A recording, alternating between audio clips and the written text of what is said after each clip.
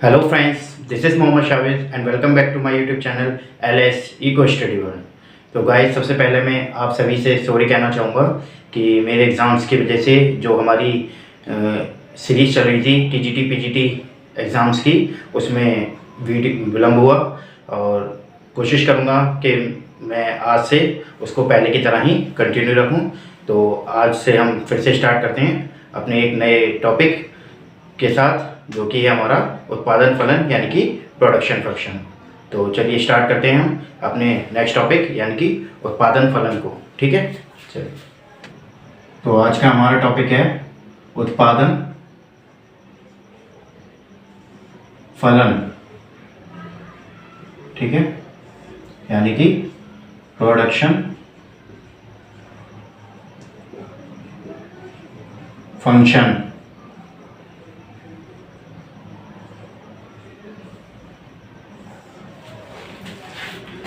तो आज हम बात करेंगे अपने नेक्स्ट टॉपिक उत्पादन फलन यानी कि प्रोडक्शन फंक्शन की। तो अगर हम उत्पादन को या फिर उत्पादन फलन को देखें तो हम क्या देखेंगे कि मान लीजिए कोई भी वस्तु है जिसके उत्पादन के लिए हमें क्या क्या आवश्यकता होती है, कि जैसे कि भूमि यानी कि एक स्पेस, उसके लिए श्रम यानी कि उसमें लगने वाले जो भी श्रम है, जो भी उसमें मजदूर कार्य करते हैं, या फिर उसमें लगने वाला इन्वेस्टमेंट यानी कि पूंजी जो हमारा होता है। ठीक है, तो किसी भी वस्तु के उत्पादन के लिए ये चीज़ें हम कह सकते हैं, ये साधन आवश्यक होते हैं। और इन्हीं साधनों की मात्रा पर ही क्या डिपेंड करता है हमारा कि उत्पादन कितना होगा, यानी कि उत्पादन की मात्रा जो है वह किस पर डिपेंड करती है, साधनों की मात्रा पर। यानी कि हम कह सकते हैं कि जितने अधिक साधन की मात्रा लगाई जाएगी उतने ही अधिक मात्रा में क्या होगा, हमारा उत्पादन होगा। ठीक है, तो ये जो साधन की मात्रा और जो उत्पादन की मात्रा है, इसके जो बीच का रिलेशन है, यानी कि ठीक है, यानी कि इनके बीच का जो संबंध है उसे ही हम क्या कहते हैं, उत्पादन फलन कहते हैं। यानी कि इकोनॉमिक्स की लैंग्वेज में हम उसको क्या कहते हैं, उत्पादन फलन। ठीक है, जिसे हम इस तरह से भी रिप्रेजेंट करते हैं, जैसे मान लीजिए कि यह है Q is equal to F bracket A B C। ठीक है, तो इसमें Q क्या है हमारा, Q जो है हमारा वो क्या है, उत्पादन की मात्रा। ठीक है, Q है हमारी उत्पादन की मात्रा। ठीक है, और जो ये A B और C है हमारा, ये क्या है, ये है साधनों की मात्रा। ठीक है, यानी साधन है कोई A B C, तो ये उनकी मात्रा है। ठीक है, तो यानी कि हम कह सकते हैं कि जो उत्पादन फलन है, यानी कि वो फंक्शन किसका है, उत्पादन की मात्रा और साधनों की मात्रा का। ठीक है, तो उत्पादन फलन कैसे कहते हैं, साधनों की मात्रा के और उत्पादन की मात्रा के संबंध को, यानी कि फंक्शन के उनके रिलेशन को, जो फंक्शन है उसको क्या कहते हैं, उत्पादन फलन कहते हैं। ठीक है, तो इसका मतलब है कि जो उत्पादन की मात्रा है हमारी, यानी कि जो Q है, वह किस पर निर्भर करती है, वह साधनों की मात्रा पर निर्भर करती है। यानी कि हम कह सकते हैं कि साधनों की मात्रा को जितना बढ़ाया जाएगा, उत्पादन की मात्रा भी उसी दर से बढ़ जाएगी, और यदि साधनों की मात्रा में कमी की जाएगी तो उसके उत्पादन में भी, यानी उस वस्तु के उत्पादन में भी कमी आएगी। ठीक है, तो ये हुआ हमारा उत्पादन फलन।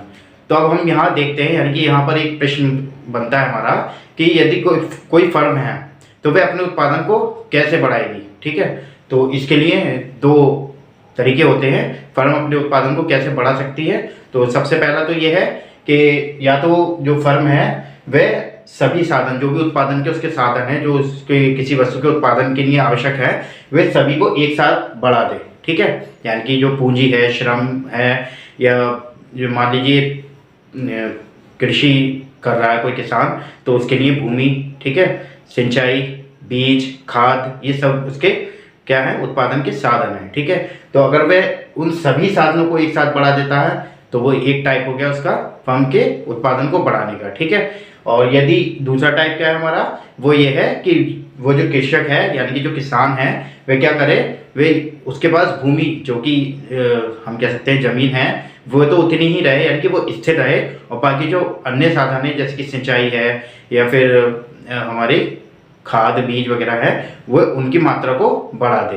तो इस तरीके से भी वे अपने फर्म की जो उत्पादन है उसको बढ़ा सकता है। ठीक है, तो जो ये हमारा पहला टाइप है तो इसको हम किस रूप में जानते हैं, जो कि हम पहले अपनी पिछली वीडियो में डिस्कस कर चुके हैं कि जब एक साधन को स्थिर रखकर अन्य साधनों में परिवर्तन किया जाए, ठीक है, और तो उसे क्या कहते हैं, हम परिवर्तनशील अनुपातों का नियम कहते हैं, जिसे हम पिछली वीडियो में अपनी डिस्कस कर चुके हैं। लेकिन अभी हम क्योंकि उत्पादन फलन पढ़ना है तो इसको भी एक छोटा सा ओवरव्यू के लिए देख लेंगे, ठीक है। और दूसरा जो टाइप हमने बताया कि जब किसी फर्म द्वारा सभी साधन यानी कि जो उत्पादन के सभी साधन हैं उनको एक साथ बढ़ा दिया जाए तो उसको हम किस रूप में देखते हैं, जो कि हमारे कहलाते हैं उत्पादन पैमाने के प्रतिफल के नियम, ठीक है। तो उस पर भी हमने अपनी पिछली वीडियो में डिस्कस कर लिया है, लेकिन अब उसको भी हम एक छोटे से डेमो के रूप में देखेंगे क्योंकि ये उत्पादन फलन ही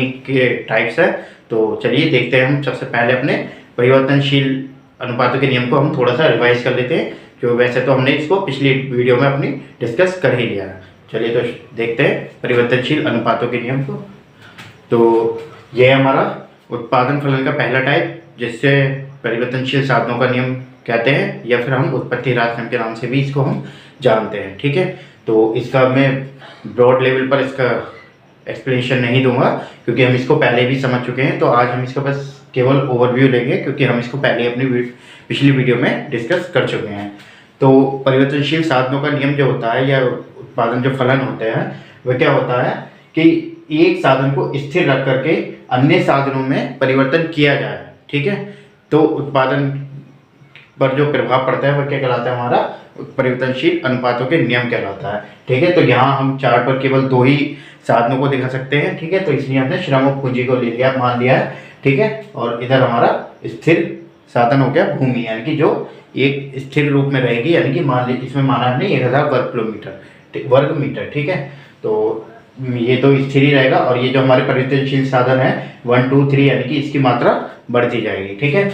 ये उसके बाद हमारा कॉलम है कुल उत्पादन, फिर औसत उत्पादन या फिर सीमांत उत्पादन यानी एमपी, ठीक है। और ये हमारी कुछ स्टेजेस है इस नियम की, ठीक है। तो जैसे ही परिवर्तनशील साधन के इकाई 1 थी, ठीक है, तो उस समय उससे उत्पादन कितना हो रहा था, हमारा टोटल उत्पादन 10 हो रहा था, ठीक है। और जो एवरेज उत्पादन है यानी कि जो हमारा एवरेज प्रोडक्शन है वो कितना था, वो भी 10 था, और सीमांत उत्पादन भी। तो इसको हम पहले ही डिस्कस कर चुके हैं कि जैसे जैसे परिवर्तनशील साधन की मात्रा को बढ़ाते हैं तो उसके जो एक सीमा तक जो है सीमांत उत्पादन, औसत उत्पादन और कुल उत्पादन तीनों ही बढ़ते हैं, यानी कि तीनों ही बढ़ती हुई अवस्था में होते हैं। तो वह अवस्था हमारी क्या कहलाती है, बढ़ते प्रतिफल की अवस्था, यानी कि ये हमारी फर्स्ट स्टेज होती है, ठीक है। तो आप देख रहे हैं जैसे कि देखिए ये 10 से 15 हुआ, 15 से 25 हुआ, ठीक है।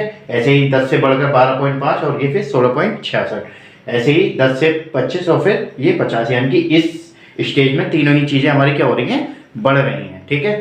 फिर हमारी क्या होती है, जैसे ही फिर इसके बाद हम जो हमारे साधन है उनकी मात्रा को बढ़ाते हैं तो क्या होता है, एक लिमिट के बाद जो सीमांत उत्पादन है वह घटने लगता है और जो है औसत उत्पादन भी घटने लगता है, ठीक है। तो देख रहे हैं आप, और कुल उत्पादन लेकिन बढ़ता है, लेकिन जो इसकी दर है वो क्या होती है, घटती हुई होती है। जैसे आप देख रहे हैं पहले 10 से 25 हुआ तो इसमें काफ़ी डिफरेंस है, फिर 25 से 50 इसमें भी डिफरेंस आता है, लेकिन जब यहाँ नीचे चलते जाएंगे तो इसका जो है डिफरेंस कम होता जाएगा, ठीक है। यानी इसको बोलेंगे हम घटती हुई दर से बढ़ना, ठीक है। तो देखें ये 22 से 18 हुआ, फिर 8 हुआ और फिर 0 हो गया, ठीक है। ऐसे ही ये 18 से 18 और फिर 16.33 यानी कि ये भी घट रहा है, ठीक है। ये बढ़ रहा है लेकिन घटती हुई दर से बढ़ रहा है, तो इस अवस्था को हम क्या कहते हैं, घटते प्रतिफल की अवस्था, ठीक है। ये हमारी सेकंड स्टेज है। फिर उसके बाद क्या होता है, जब हमारा 7th नंबर तक हम जब साधनों की इकाई को बढ़ाते हैं तो उस पर हमारा जो सीमांत उत्पादन है, यानी कि जो हम मान लीजिए मजदूर लगाए हमने, तो अब जो एक एक्स्ट्रा मजदूर लगाएंगे तो उससे हमें कोई भी उत्पादन में फायदा नहीं हो रहा है, यानी कि कुछ भी वस्तु एक्स्ट्रा उत्पादित नहीं हो रही है, यानी कि जो हमारा उत्पादन है वो क्या हो गया है, शून्य हो गया, ठीक है।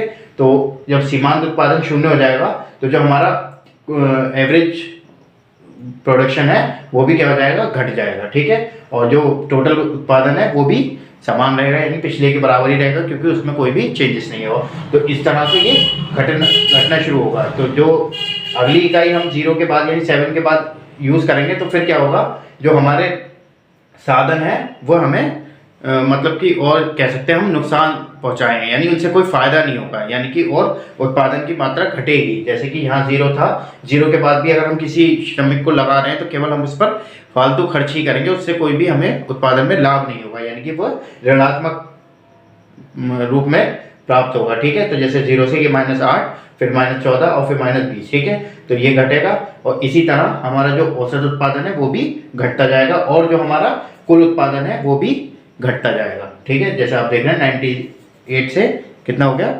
90, फिर 76 और फिर 56 हो गया। ठीक है, तो ये कौन सी अवस्था है जिसमें हमारे औसत उत्पादन, सीमांत उत्पादन और कुल उत्पादन तीनों ही क्या हो जाते हैं, हमारे घटने लगते हैं। ठीक है, तो पहली अवस्था में हमारा क्या था कि तीनों ही बढ़ते हैं। ठीक है, और लास्ट जो अवस्था है हमारी ऋणात्मक प्रतिफल की अवस्था, तो उसमें क्या होता है, हमारे तीनों ही घटने लगते हैं। ठीक है, यानी कि माइनस में पहुंच जाते हैं। तो ये अवस्था हमारी क्या कहलाती है, ऋणात्मक प्रतिफल की अवस्था। तो ये हमारा पहला टाइप है उत्पादन का, यानी कि उत्पादन के फलन का, जिसे हम परिवर्तनशील लागतों के नियम भी, परिवर्तनशील अनुपातों का नियम भी कहते हैं। तो इस चार्ट को हम इस ग्राफ के माध्यम से भी समझ सकते हैं, जो कि हमने पहले भी डिस्कस किया हुआ है कि ये पहली जो हमारी अवस्था है जिसमें क्या हो रहा है, हमारे तीनों ही उत्पादन जो है, यानी कि कुल उत्पादन, औसत उत्पादन और सीमांत उत्पादन तीनों ही बढ़ते हुए होते हैं। तो जैसे आप ये देख ही रहे हैं, ये तीनों ही क्या हो रहे हैं, बढ़ रहे हैं। फिर एक पॉइंट आता है हमारा जो कि 4th नंबर पे है, जहां से क्या होता है, हमारा सीमांत उत्पादन और औसत उत्पादन घटने लगता है। ठीक है, तो ये आप देख रहे हैं इस पॉइंट के बाद से ये क्या होने लगे, घटने लगे। ठीक है, दोनों, ये एपी है हमारा और ये एमपी। ठीक है, लेकिन मैंने बताया कि जो हमारा कुल उत्पादन होता है, ये दिख रहा है आपको 72 से 90, तो ये बढ़ तो रहा है लेकिन घटती हुई दर से बढ़ रहा है। तो ये देखिए यहाँ से कितना इसका एकदम से चढ़ा और फिर यहाँ जो बढ़ोतरी हुई वो कैसी है, थोड़ी डाउन है। ठीक है, बढ़ रहा है लेकिन थोड़ा क्या कहते हैं हम इसको, घटती हुई दर से बढ़ रहा है। ठीक है, फिर यहाँ और इसके बाद यहाँ जो हमारा ये पॉइंट है 7 नंबर पे जब हम पहुंचेंगे तो यहाँ क्या हो जाएगा 8 पे। तो इसके बाद ये जो इसकी हाईएस्ट पीक है, यानी कि जो हमारा 98 है, इसके बाद ये भी घटने लगेगा। ठीक है, और कुल उत्पादन और जो हमारा सीमांत उत्पादन है वो क्या हो जाता है, ऋणात्मक। तो ये जो हमारी सेकंड अवस्था है, इसके बाद यहाँ 0 के बाद क्या होने लगता है, सेकंड अवस्था के बाद हमारा ये माइनस में जाने लगता है। ठीक है, सीमांत उत्पादन जो है, यानी कि मार्जिनल प्रोडक्शन जो है वो हमारा माइनस में जाने लगता है। एवरेज प्रोडक्शन जो है वो भी गिर रहा है, ये आपको दिख रहा होगा। और जो हमारा कुल उत्पादन यानी कि टोटल प्रोडक्शन है वो भी क्या होने लगता है, गिरने लगता है। ठीक है, तो ये हमारी अवस्था कौन सी कहलाती है, ऋणात्मक प्रतिफल की अवस्था। तो ये था हमारा पहला टाइप उत्पादन फलन के, यानी कि परिवर्तनशील अनुपातों के नियम का। ठीक है, तो अब हम देखते हैं अपना दूसरा टाइप, यानी जिसमें सभी साधनों को एक साथ यदि बढ़ा दिया जाए तो किस तरह से उत्पादन पर प्रभाव पड़ेगा। तो इसको रफ कर लेते हैं, देखते हैं अपना अगला टाइप। तो अब हम बात करेंगे अपने उत्पादन फलन के दूसरे टाइप को, जिसे हम कह रहे हैं पैमाने के प्रतिफल के नियम। ठीक है, जिसे हम पहले भी डिस्कस कर चुके हैं, तो इसलिए मैंने जैसे कि पहले बताया कि हम केवल एक ओवरव्यू लेंगे, तो इसलिए मैंने सभी जो इसकी स्थितियाँ होती हैं, अवस्थाएं होती हैं, उन सबको एक साथ ले लिया है। तो इसकी भी 3 अवस्थाएं होती हैं हमारी।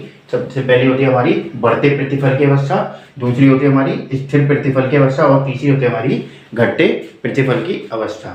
ठीक है, तो यानी कि जब जैसे मैंने बताया कि इस पैमाने के प्रतिफल के अवस्था जो होती है वो होते हैं नियम, उसमें क्या होता है कि सभी साधन जो हैं उनमें एक साथ परिवर्तन किया जा सकता है, क्योंकि ये दीर्घकालीन होते हैं। ठीक है, तो इसमें क्योंकि हम ग्राफ पे केवल 2 ही साधनों को दर्शा सकते हैं, जैसे मैंने बताया कैपिटल और लेबर। ठीक है, इसलिए हमने यहाँ पर 2 ही साधन लिए हैं। ठीक है, तो और इसके अतिरिक्त जो भी साधन है उनको भी एक साथ बढ़ाया जा सकता है। तो मान लीजिए, तो इसकी 3 अवस्थाएं होती हैं कि एक होती है कि जब जितने मात्रा में साधन लगाए जा रहे हैं किसी वस्तु के उत्पादन में, उसी मात्रा में यदि वस्तु का उत्पादन होता है तो वह कौन सी अवस्था कहलाती है, हमारी स्थिर प्रतिफल की अवस्था। ठीक है, और यदि उत्पादन के साधनों की मात्रा जितनी लगाई गई है उससे अधिक उत्पादन होता है तो वो हमारी कहलाती है बढ़ते प्रतिफल की अवस्था। ठीक है, और तीसरी जो होता है हमारी, जिसमें साधन की जो मात्रा है यदि उससे कम उत्पादन प्राप्त हो रहा है तो वो हमारी क्या कहलाती है, घटते प्रतिफल की अवस्था। ठीक है, तो ये तीनों उसी अवस्थाओं के चित्र हैं। जैसे देख लेते हैं हम, ये चार्ट है हमारा। मान लीजिए हमने ये हमारी 1 के हमारी पूंजी लगी हुई है किसी वस्तु के उत्पादन में और हमने 2 लेबर लगाए। ठीक है, उस पर आउटपुट मिलता है हमें 100 ठीक है। 100 यानी कि यूनिट्स का उत्पादन होता है। तो कोई इसमें इंक्रीजिंग इनपुट और आउटपुट क्या रहेगा, 0 रहेगा।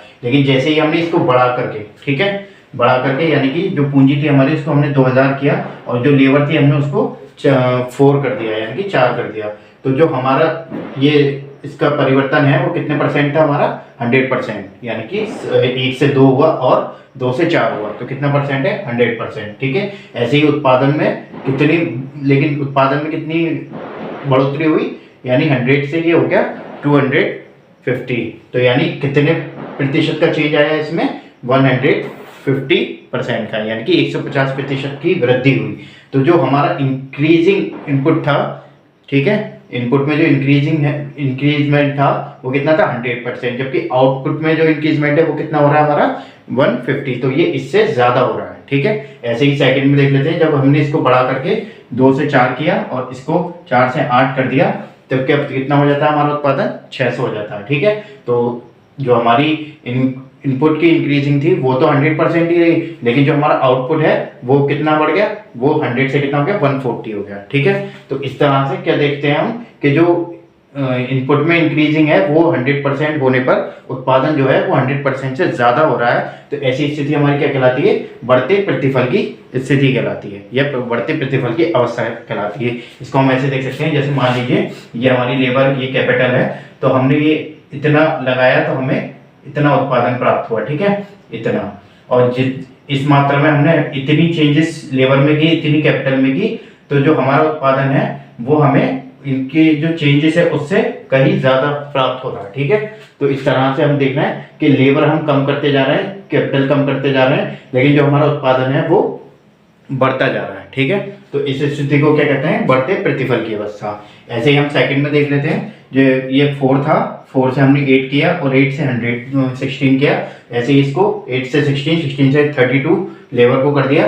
तो जो हमारा आउटपुट है वो पहले हमें 600 प्राप्त हो रहा था, वो अब कितना हो रहा है, 1200, ठीक है। तो जो इनपुट में इंक्रीजिंग थी वो कितनी थी, 100%, और जो हमारा आउटपुट है उसमें भी कितनी है, 100%, ठीक है। तो ये दोनों बराबर हैं, तो इसका मतलब है ये दोनों ही स्थिर अवस्था में, यानी कि जितने साधन लगाए जा रहे हैं उतनी ही हमारा क्या हो रहा है, उत्पादन हो रहा है। तो ऐसी अवस्था हमारी क्या कहलाती है, स्थिर प्रतिफल की अवस्था। तो इसको भी ग्राफ में देख सकते हैं कि देखिए जितनी ये हमने लेबर लगाई और कैपिटल लगाई, उतनी ही अगली बार में हमने कैपिटल और लेबर लगाने पर हमें अगर समान उत्पादन प्राप्त होता है तो ऐसी अवस्था हमारी क्या कहलाती है, स्थिर प्रतिफल की अवस्था कहलाती है, ठीक है। ऐसे ही तीसरी देखते हैं हम अपनी, तो जैसे ये 16 के थी उसको 32 किया, यानी डबल किया, और 32 से 64 किया, तो जो हमारा उत्पादन है पहले 2400 हो रहा था वो कितना हो गया, 4200, ठीक है। तो 4200 यानी कि 2400 का दुगना, यानी कि हमने इसमें इंक्रीज कितना किया, इनपुट में 100% का। तो अगर हमारा उत्पादन में इंक्रीजिंग 100% से कम आ रही है, ठीक है, क्योंकि देखिए 2400 का डबल होता है हमारा 4800, और ये कितना आ रहा है हमारा 4200, यानी कि इससे हमें क्या प्रतीत होता है कि जो हमारा आउटपुट है वो इनपुट से कम प्रतिशत प्राप्त हो रहा है, ठीक है। यानी कि इसमें इंक्रीज कितना हुआ, 100%, और जो आउटपुट है हमारा उसमें कितना इंक्रीज हुआ हमारा, 75%, तो ये इससे कम है। तो ऐसी अवस्था हमारी क्या कहलाती है, जिसमें साधन अधिक लगे और उत्पादन कम प्राप्त हो, तो वो कहलाती है हमारी घटते प्रतिफल की अवस्था। जैसे देख सकते हैं हम, यहाँ हमारी लेबर कम लग रही है, ठीक है, और पूंजी भी कम लग रही है, उत्पादन इतना हो रहा है। लेकिन जब हम ज्यादा लेबर लगाएं, ठीक है, यहाँ कैपिटल भी ज्यादा लगाएं, लेकिन उत्पादन हमें कम प्राप्त हो रहा है, तो ऐसी अवस्था हमारी क्या कहलाती है, घटते प्रतिफल की अवस्था, ठीक है। तो इसको हम पहले समझ चुके हैं, लेकिन केवल एक ओवरव्यू के लिए मैंने आपको ये दोबारा से समझाया, क्योंकि ये हमारे उत्पादन फलन का भी एक टाइप है, ठीक है।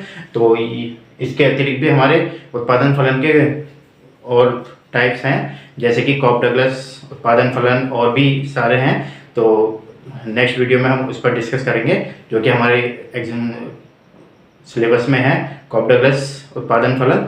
तो मिलते हैं अपनी नेक्स्ट वीडियो में, जब तक के लिए धन्यवाद।